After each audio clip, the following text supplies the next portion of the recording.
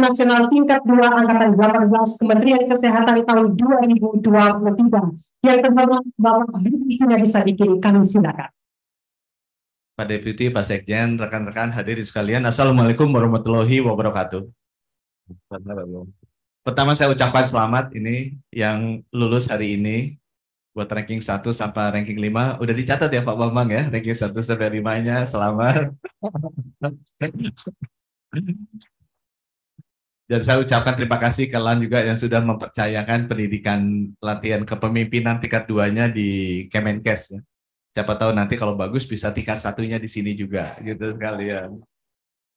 Bapak Ibu, nomor 1, setiap negara, setiap bangsa, setiap institusi, organisasi, sampai terkecil sampai keluarga itu berhasil atau tidak tergantung dari pemimpinnya. Ya, kalau kita lihat negara-negara maju sama negara nggak maju, ya kita lihat karena kualitas pemimpinnya beda. Oleh karena itu penting sekali itu kepemimpinannya benar-benar dibangun. Mulai dari struktur organisasi yang paling kecil, keluarga, RT, RW, camat, lurah, terus sampai di atas.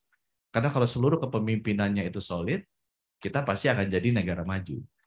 Nah, saya udah berkali-kali nih sharing ke teman-teman kan, momentum waktu kita nggak banyak. Kalau kita mau jadi negara maju, nih orang-orang keuangan bilang kan GDP per kapita itu harus kita $13.000 tuh per tahun. Ya penghasilannya sebulan 15 juta lah. Kalau kita mau jadi negara maju rata-rata tuh. Sekarang Indonesia baru berapa? 4 ribuan kali ya. Baru sekitar 4,5 juta deh. Setahun 5 juta, 5 juta sebulan. Itu harus naik jadi 15 juta sebulan. Dan itu hanya bisa terjadi, momentumnya paling besar pada saat bonus demografinya sampai di peak-nya tuh.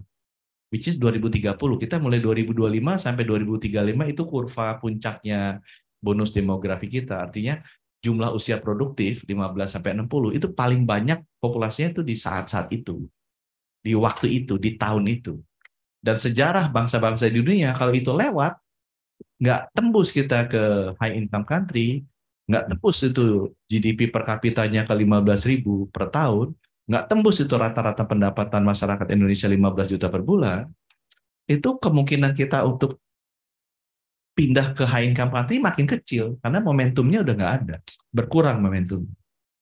Dan 2025 tuh 2 tahun lagi, 2030 7 tahun lagi. Jadi itu akan terjadi zamannya kita. Kalau di zamannya kita gagal membawa bangsa ini melewati middle income trap, ya udah kita trap forever lah di sana. Ya dosa lah kita ke anak cucu kita, mereka akan hidup seumur hidup di negara seperti Argentina, Turki. Mereka nggak mungkin anak cucu kita bisa hidup di negara seperti Jepang atau Amerika. Nah itu sebabnya kenapa kepemimpinan itu penting, terutama di masa-masa ini. Dan kita nggak punya banyak waktu sisa sebenarnya untuk mengejar itu. Ya. Itu yang teman-teman mesti pahami. Itu sebabnya kenapa Pak Presiden juga ngotot itu ya supaya Indonesia emas itu Indonesia emas itu hasilnya. Tapi proses untuk sampai ke 2045 itu yang kritikal itu sekarang nih 2025 2035. Saya suka bercanda jangan sampai salah pilih itu kan. Nah, itu jadi berikutnya gitu ya. Karena itu tanggung jawab kita, apa kita will be middle income trap or we will become high income country. Nah, pesan yang nomor 2 saya ingin sampaikan untuk bisa mencetak pemimpin-pemimpin itu. Ini saya bilang nih ke corporate university ya Kemenkes juga saya share. Karena saya beruntung mengalami proses itu. Bukan karena saya hebat, tapi karena saya beruntung. Saya mengalami proses bagaimana pematangan sebagai seorang pemimpin. Nah, saya bisa share, ini yang harusnya ditularkan ke seluruh teman-teman. So you have the same chance seperti saya. Ini kan masalah peluang aja. Yang nomor 1, saya bilang, namanya pemimpin itu adanya di hati, bukan di kepala, gitu, bukan di otak. Jadi nggak mungkin ngajarinnya tuh ngajarin kayak kita mengajarin pengetahuan. Ini hati itu banyak. Kejujuran nomor 1. Integritas itu nomor 1. Apakah dia punya courage, keberanian? Itu hati. Apakah dia teguh ke prinsipnya, tapi supel dalam hal beradvokasi? Itu hati. Ya bukan di sini gitu. Jadi kita harus yang masuk yang kedua, ngajarin hati, bukan ngajarin ini gitu. Ngajarin ini bisa di kelas kayak gini. Ngajarin hati nggak bisa di kelas. Ya.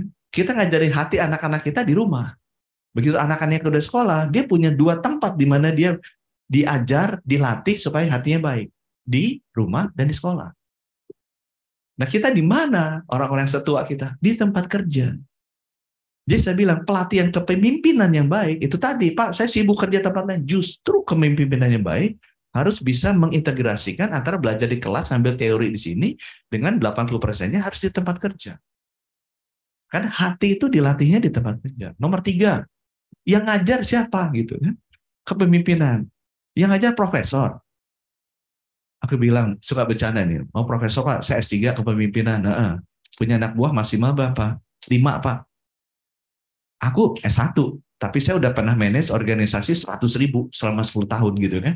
Ya beda loh antara profesor yang ngajar 5, dia ngajar kepemimpinan dari buku, dengan orang yang udah ngeran 100.000 organisasi dengan segala kompleksitasnya, nakalnya, anak-anaknya di seluruh Indonesia, yang nyuri, yang maling, segala macam, kita kan udah ketemu. Gitu. Nah jadi yang ngajarnya juga harus dipilih. Orang-orang yang memiliki leadership bagus dan mau mengajar.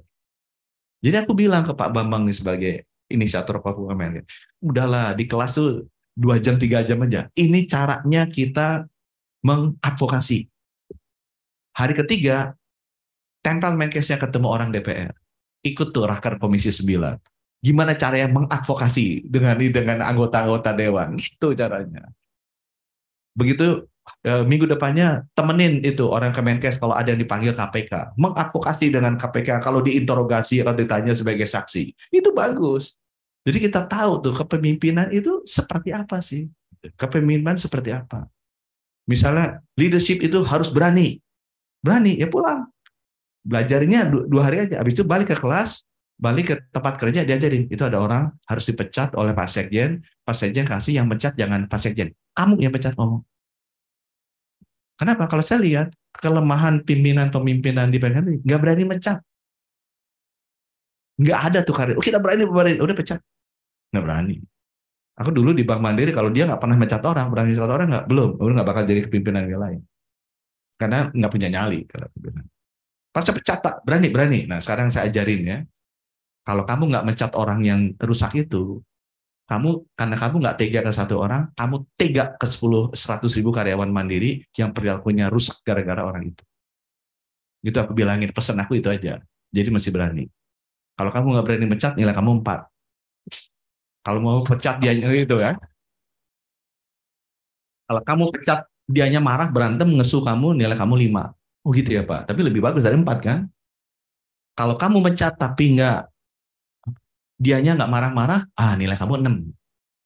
7 apa Pak? Kalau mau pecat, dia cium tangan kamu, bilang terima kasih saya dipecat. Gitu, nilai kamu 7. 8 apa? Tanpa saya kasih tahu, kamu udah lakukan itu sebelum saya kasih tahu, itu nilainya 8. Gitu. Ya. Jadi itu contoh-contoh bahwa ini latihnya di tempat kerja. Pilih atasan-atasan yang bisa memberikan contoh yang baik mengenai kepemimpinan. Karena masing-masing atasan bisa beda. Misalnya saya, Ibu Endang, itu dari UNICEF. Itu dia sangat rajin mengkonsolidasi orang-orang stakeholder, walaupun bukan atasan dia suruh-suruh. Kan UNICEF hobinya gitu kan. Dia bisa suruh Pemda, dia bisa suruh bupati, tanpa dia jadi atasannya. Dan itu keahlian mengadvokasi kolaborasi, taruh di Ibu Indah. Kalau saya pengen belajar tega-tegaan, pemimpin harus tega kan? Asal bener, nggak pakai ini. Taruh di Bu Irjen. Bu Irjen kita tega tuh. Dia nggak pakai cincong-cincong, dia sikat aja. Dia taruh di situ. Ya. Kalau mau pinta advokasi ngelobi DPR, taruh ke Pak Sekjen. Jadi lihat tuh caranya Pak Sekjen gimana ngelobi Komisi 9 tanpa mengurangi integritas. Gitu. Masing-masing guru tuh punya kekuatannya masing-masing. Nah tugasnya Popok mengidentifikasi siapa leader-leader yang punya kompetensi bagus di komponen-komponen leadership tertentu. Gitu ya, komponen-komponen leadership tertentu. Dan yang terakhir kalau aku bilang ini buat teman-teman yang ini yang ada di Korpu ya, bahwa ya leadership itu nilainya bukan dari ini. Tadi Pak Kuta bilang kan ada ranking 1 2 3 4. Aku bilang ya boleh sih ranking 1 2 3 4. Kehebatannya di Klatpin 2 ini bukan dari nilainya berapa. Alumninya jadi apa? Gitu alumninya jadi apa? Jadi nih, kalau angkatan ini benar-benar angkatan yang bagus dan hebat dan dilatih di Kemenkes, aku tantangannya gini aja. Kalau dalam 5 tahun lagi, ada yang jadi eselon 1 di tempatnya, itu nilainya 6. Bagus. Kalau ada jadi eselon 1 di tempat orang lain, kayak Pak Kunta kan keuangan kan. Dia jadi sekjennya di mana? Kemenkes. Itu diklat PIM-nya Kementerian Keuangan bagus. Nilainya 7. Gitu kan. Kalau alumni ada yang jadi menteri dalam 5 tahun, nilai itu 8. Gitu kan, artinya hebat dong. Bener diklat PIM berhasil. Jadi nggak usah pakai nilai-nilai, lihat alumni aja. Dan aku bisa kasih contoh. Kita bikin corporate university di Bank Mandiri. Agus Marto jadi menteri. Betul kan? Menteri Keuangan mirip-mirip. Gubernur BI mirip-mirip. Budi Sadikin Menteri Kesehatan. Bisa kan? Gitu kan? Wakil Menteri Luar Negeri, belum anak buah aku. Wakil Menteri BUMN, anak buah aku. Semua dirut bank, BNI, BTN, BRI, anak buah saya. Gitu kan? Tapi itu baru bank. Dirut Kereta Api Indonesia, Dirut Garuda Indonesia, anak buah aku. Gitu kan? Itu tuh keberhasilan sekolah kepemimpinan. Jadi bukan prosesnya nilai, outcome-nya apa. Gitu. Jadi kalau ini berhasil, benar dia jadi Kapolri. Kalau dia jadi Kapolri berhasil dia kepemimpinan gitu. Atau jadi ketua KPK, dia berhasil kalau ya biasa-biasa aja. Aku sih bilangnya gitu aja, nggak ada manfaatnya. Kalau dia bisa jadi Kapolri berhasil kepemimpinan. Gitu kan. Jadi benar juara di sini jadi. Kalau di sini hanya ya dia hanya pintar-pintar bujuk-bujukinnya kasih nilai aja. Bukannya dia benar-benar jadi bagus. Nah, itu pesan buat sekolahnya ya. That is my expectation. Ini kepemimpinan itu di hati. Kepemimpinan itu diajarinya harus di tempat kerja. Jadi design the curriculum that way. Kepemimpinan itu dilatih oleh atasan, dilatih oleh mentor, dilatih oleh ayah. Gitu ya. Dan outcome-nya apa? What you will be. Itu is the most undisputable outcome. What will you be? Itu menunjukkan Anda benar-benar kepemimpinannya bagus apa enggak. Ya ada nasib sedikit ya, tapi ini. Nah yang terakhir pesan saya kalau udah jadi pemimpin. Kalau jadi pemimpin teman-teman, pesan saya pernah menjadi anak buah dan saya pernah jadi pemimpin. Pemimpin itu harus benar-benar punya hati, itu tadi aku bilang. Yang paling penting hati itu jujur. Tapi harus jujur, harus ada courage-nya. Harus ada compassion-nya, harus ada memperhatiin orangnya ya. Ya siksa anaknya biar kerja keras, tapi begitu anaknya udah capek-capek ya tepuk-tepuk, siksa lagi, kerja tepuk-tepuk lagi. Sama seperti kita jadi seorang ayah lah kan. Saya jadi seorang ayah dan ibu yang baik kan, nggak ada yang anaknya pintar, ibunya nggak jahat, itu nggak ada. Semua anak pintar pasti ibunya jahat. Kalau ibunya baik, anaknya pasti bodoh. Karena males-malesan kan, gitu kan. Nggak ada medali emas Olimpiade pelatihnya baik, tidak ada. Ya kalau ditanya pasti pelatihnya jahat, disiplin, ngejar-ngejar, itu pasti ada. Ya. Jadi pemimpin tuh harus punya compassion, harus punya hatinya itu jujur, dia semangat, dia integritas baik, tetapi dia memperhatikan ke orang, compassionate, gitu. Dia punya passion, dia punya energi besar, itu berkaitan dengan hati. Ya, pemimpin tuh harus punya hati. So that is the reason hati itu harus nanti akan jadi komitmen. Itu sebabnya ngapain aku datang jadi menteri di sini? Karena I want to see you, I want to give individual itu, I want to talk to you. Supaya teman-teman juga nanti jadi pemimpin yang baik. Yang kedua, pemimpin itu harus jelas maunya apa. Kalau pemimpinnya bingung, saya bingung dia maunya apa. Itu belajar dulu di sekolah tuh. Kalau mau jadi pemimpin, saya maunya ini ya, bisa merumuskan apa yang ada di kepalanya dia jelas. Yang nomor 3, pemimpin itu harus bisa menjelaskan apa strategi dia, menjadi narasi, menjadi dongeng, menjadi cerita, menjadi pidato yang mudah dimengerti oleh orang. Dia pemimpin is the greatest storyteller in the organization. Dia harus bisa dongeng tuh. Dia harus bisa ngomong yang di belakang tuh nggak nunduk. Kalau nunduk kan dia lihat handphone udah nggak menarik ngomongannya kan. Itu aku latih tuh. Kalau Anda duduk pidato, lihat ke sana. Berapa yang lihat handphone, berapa yang lihat sini. Nah itu menunjukkan your storytelling capability. Ya, pemimpin harus bisa storytelling, dia harus bisa cerita. Yang ketiga, pemimpin tuh harus bisa eksekusi. Eksekusi gampang, harus ngecek. Nggak boleh delegasikan, ngecek. Saya udah tugasin ke Pak Sekjen untuk lakukan ini. Saya udah tugasin itu Bu Dirjen untuk lakukan PMT, implementasi atau antropometri, dijamin. Enggak. Lu cek sendiri. Jangan percaya dirjennya, jangan percaya direkturnya, jangan percaya SO3. Turun sendiri ke pusat. Sampai nggak sih itu antropometri? Dipakai nggak sih dengan benar? Jangan ever delegasikan ngecek. sebagai pemimpin itu yang tidak boleh didelegasikan ke orang. Don't ever percaya ke anak buah boleh, tapi selalu ngecek. Selalu cek. Sampai yang paling bawah dicek sendiri. Kalau enggak, you will fail as a leader.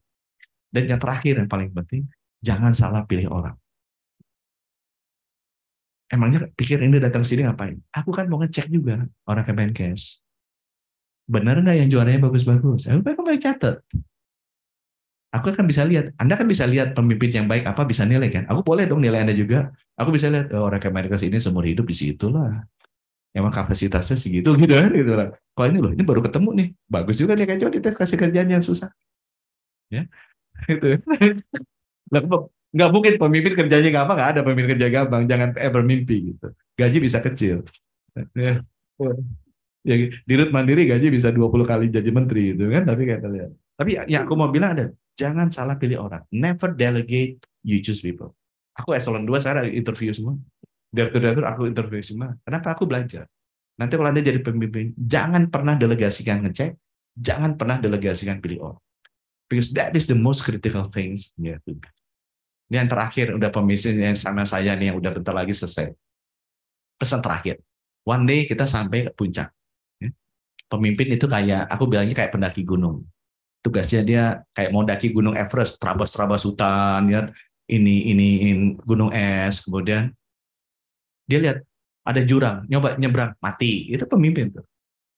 Yang berikutnya jadi bisa lihat kan, oh ini nyebrangnya supaya jangan mati gini, naik. Oh kurang oksigen, mati pemimpinnya. Yang berikutnya bisa tahu.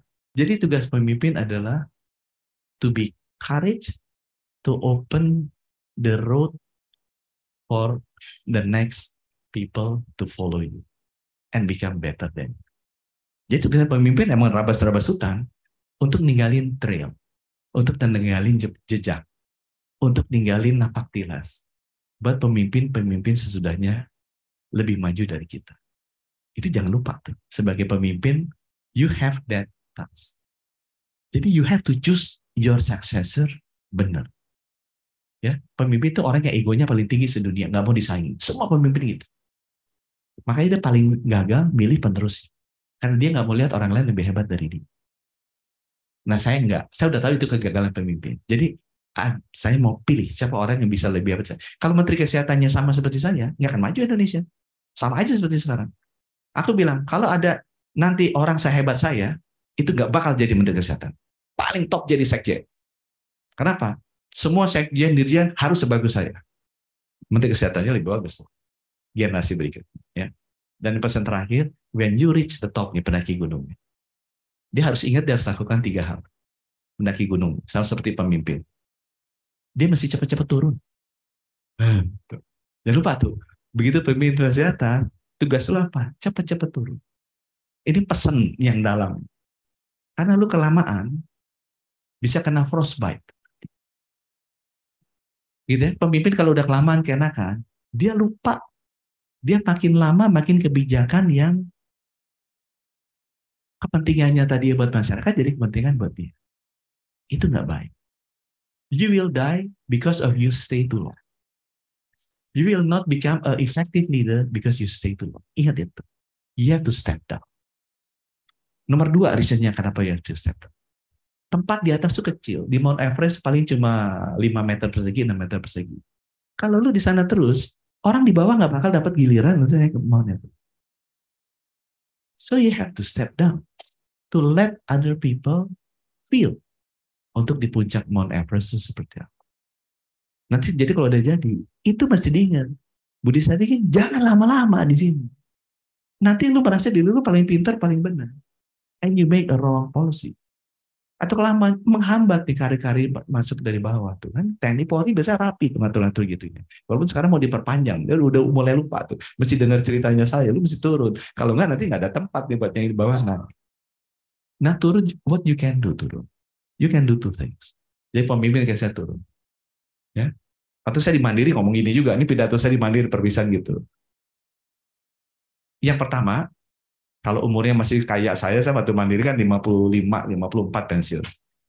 You can find another mountain higher and you climb that mountain again. Gitu kan? Jadi kalau udah selesai Mandiri, ada gunung apa yang lebih tinggi dari Mandiri? Kita daki juga itu. Oh, ada tuh. Kementerian BUMN, pindah Kementerian Kesehatan, kita daki juga Kementerian Kesehatan. If you still have energy. Ya. Tapi kalau udah tua, dan saya kan udah 60 nih, tahun depan 60. Jangan lupa, create a mountain climbing school. Ngajarlah banyak-banyak. You have a lot of experience. Ya. Anak-anak muda tuh butuh diajari gimana caranya naik gunung oleh pendaki gunung yang baik. Anak-anak muda itu perlu dilatih oleh pemimpin yang baik. Kenapa itu penting? Karena at least di agama saya bankir, depositonya banyak. KPK bisa lihat tuh, tanya orang KPK. Bunganya banyak. Tapi saya sadar begitu saya pindah ke dimensi atas, bunga itu nggak bisa pindah, nggak bisa ikut ke atas. Ya. Tapi di agama saya yang bisa ikut ke atas 3. Amal ibadah, anak soleh, dan ilmu yang bermanfaat. Jadi jangan lupa ngajar. Ya, sering-sering ngajar, dan mudah-mudahan BKPK-nya Kemenkes masih mau terima saya sebagai pengajar nanti sesudah saya pensiun. Terima kasih. Wassalamualaikum warahmatullahi wabarakatuh.